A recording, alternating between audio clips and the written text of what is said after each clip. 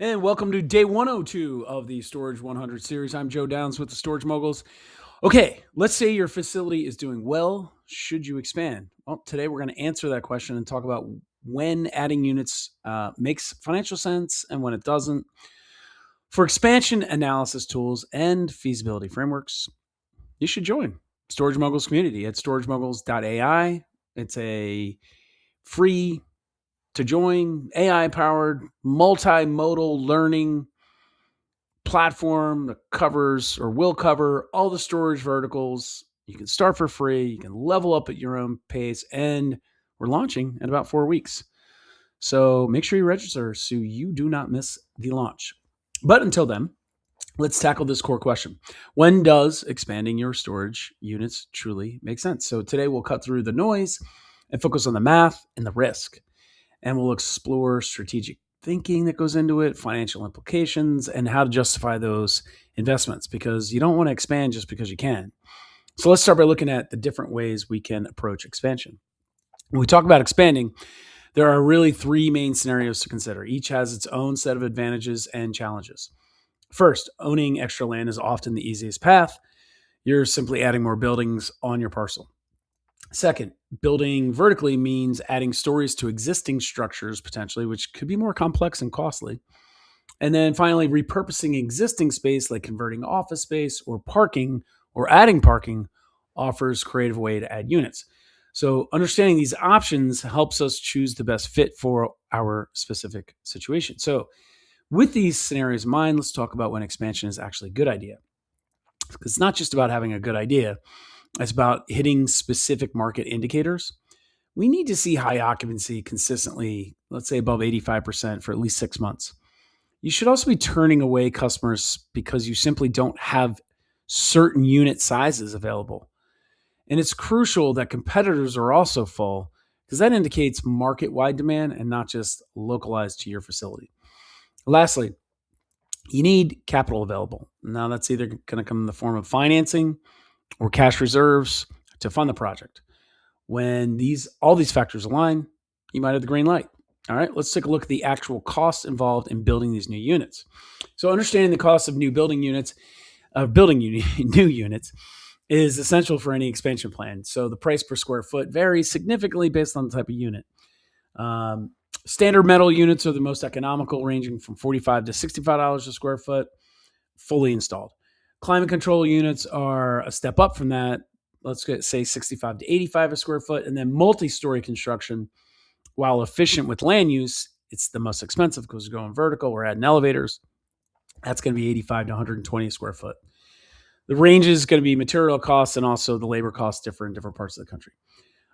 For example, 100 new units totaling, let's say, 10,000 square feet could cost anywhere from 450 to 550 grand to build. These figures are important for building a solid financial projection. All right, now let's put it all together with a pro forma that justifies expansion because this is where we see the financial viability of our investment. So imagine 100 of those 100 new units, each renting for $100 a month. In this example, we're 100% occupied, makes math easier. That's 10,000 a monthly revenue annually, and that translates to $120,000 in revenue.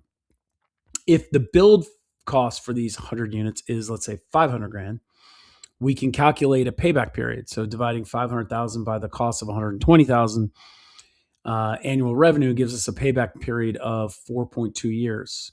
And after that, then we're just looking at pure profit. So this kind of clear financial justification is the key to moving forward with that expansion. But it's not always that easy because we haven't dealt with the challenges of permitting and zoning yet. So while the pro forma can justify an expansion, can't get ahead of ourselves just yet. Permitting and zoning challenges are a major factor in any expansion. You'll need building permits, zoning approvals, site plan reviews before you can even break ground. And you need to check your local zoning limits like height restrictions and lot coverage early on. This process is not quick. Expect 3 to 6 months just for approvals and budget $20,000 to $50,000 for engineering and permit fees. That's part of your overall project, but you might need to spend some of it before you actually get approved and get a loan to do all this. So that's when it makes sense, but how do we know when it doesn't make sense? Well, because we don't want to expand just because we can, like I said in the opening. So building on those permitting challenges here, sometimes expansion just isn't the right move, no matter how good the pro forma looks. So you should probably hit the brakes if, let's say, occupancy is below 80%. You have vacant units to fill first. You're not stabilized. A declining market, especially with new competitors, another red flag. Just because you have the land doesn't mean you should do it. And if lenders say no, I wouldn't try to force it unless you've got mentors and coaches telling you otherwise, or the lender missed this or whatever. I wouldn't try to force it just by adding personal funds. You might have missed something. Ask them what they think you missed, and maybe you'll thank them. Finally, if the payback period is longer than 7 years, probably not worth the investment. So if expansion isn't the answer, then what are your alternatives? Well, believe it or not, there's some pretty powerful alternatives to boost your business. Optimizing your existing units should always be your first move. Rate optimization can add 10 to 15% to your net operating income without any construction. We covered this, I don't know, 20, 30, 40 videos ago, somewhere in there. Improving your marketing fills existing units faster than your channels, or faster through channels like Google and Facebook. And boosting operational efficiency reduces vacancies by providing better service. Remember, expansion should be your last resort, a good one, but a last one shouldn't be your first idea. And if you optimize the above first and still think you should expand, well, now your expansion will fill up more quickly and be optimized from day one, thereby reducing your overall expansion risks. Plus, it's a stronger loan and story for the lender. Always take care of your current business first before adding more. All right, to wrap up our discussion here, let's distill this down to a few key takeaways. The trigger for expansion should be consistent occupancy above 85%. You need to prepare for a significant budget, typically $500,000 to $1 million, depends on how big the expansion is. And your target should be a payback period of 5 years or less. All right, next up is day 103, which means there's only 3 days left after that, and 2 of them are lives.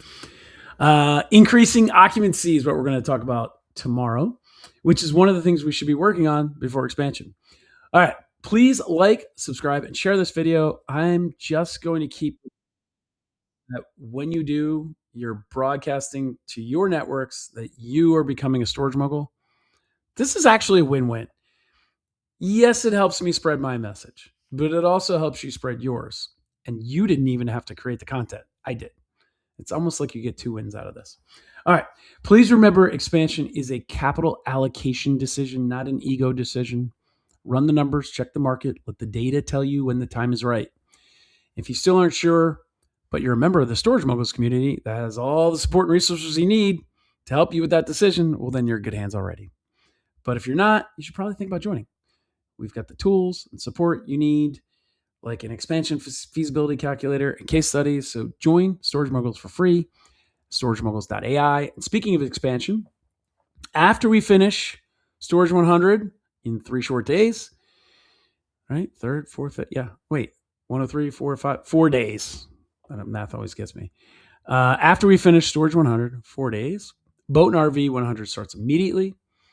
If you thought self-storage was profitable, wait till you see Boat and RV storage. It's pretty cool.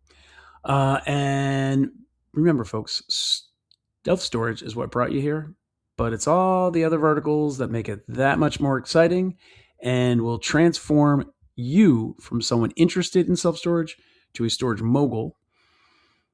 Why do you want to become a storage mogul? You mean besides the fact that it's pretty cool to be one? Because storage moguls live out their dreams. We're doers, not talkers. We're helpers, not loners. And we're the identifiers of our whys who seek to achieve and fulfill them. Folks, mastery is a journey, not a destination. So if you want to join the journey, become a storage mogul and register today at storagemoguls.ai. See you tomorrow.